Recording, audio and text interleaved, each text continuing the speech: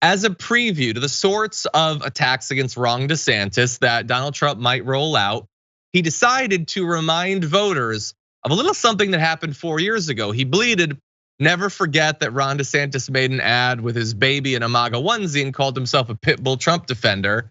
And Donald Trump put, "Thanks, Ron." What he's referring to there is an ad that some of you might not remember. You might have joined, following American politics after this happened back in 2018. But here is the ad that they're referring to. Everyone knows my husband, Ron DeSantis, is endorsed by President Trump, but he's also an amazing dad. Ron loves playing with the kids. Build the wall. He reads stories. Then Mr. Trump said, "You're fired." I love that part. He's teaching Madison to talk. Make America great again. People say Ron's all Trump, but he is so much more. Big league. So good. I just thought you should know. Ron DeSantis for governor.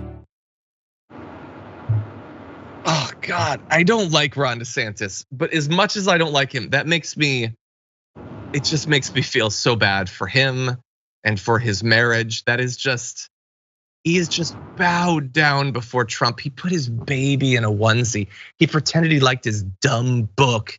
He used his kid as political propaganda. That is just, and then he brought his wife in to say that Ron is all Trump. That is, I don't know, we have a language filter on this, so I don't know how much I can say about what I think about what that says about Ron DeSantis and his relationship with his wife, but it ain't good. I don't think it's healthy. I'm not kink shaming or anything, but Jessica, what do you think about that? I think that ad is just devastating now. If Ron DeSantis wants to pitch himself as some sort of independent, who's gonna be stronger, who's gonna stand up to Trump, but what do you think?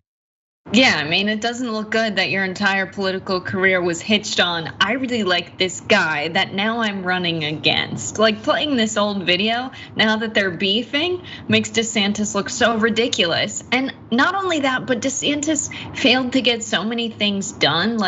When he was trying to deal with Disney, because they were promoting wokeness or whatever. And he tried to take away funding from them, tried to take away their right to, levy their own taxes in their own municipality. He couldn't. And he said he was going to do it. We know now that that was unsuccessful because of the way the law has been set up in Florida. But of course, he didn't look into that. As a governor, he should have known that. The way he mishandled COVID is insane. There's so much stuff you could hit him on. His policy failures, lying about COVID and handling COVID in Florida, not even popular with people like Donald Trump, because Trump is mad that he closed the border to the state. So he can't win with either side with how he handled COVID. There's so much to hate on DeSantis for, but stuff like this is so much more fun. And I think it's gonna dominate this election cycle, to be honest. I want to replay this all the time. I think it's great. I know, it's a complicated mix of emotions. This is clearly not as important as that policy stuff, but man, who cares? It's fun. Let them fight, Boring. Anyway. Oh God, he's gonna tear him a new one.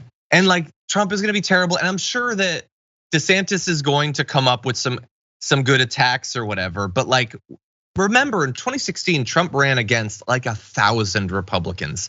And I don't know if you were following the debate. Yeah, you must have been. You were working for Bernie. Yeah.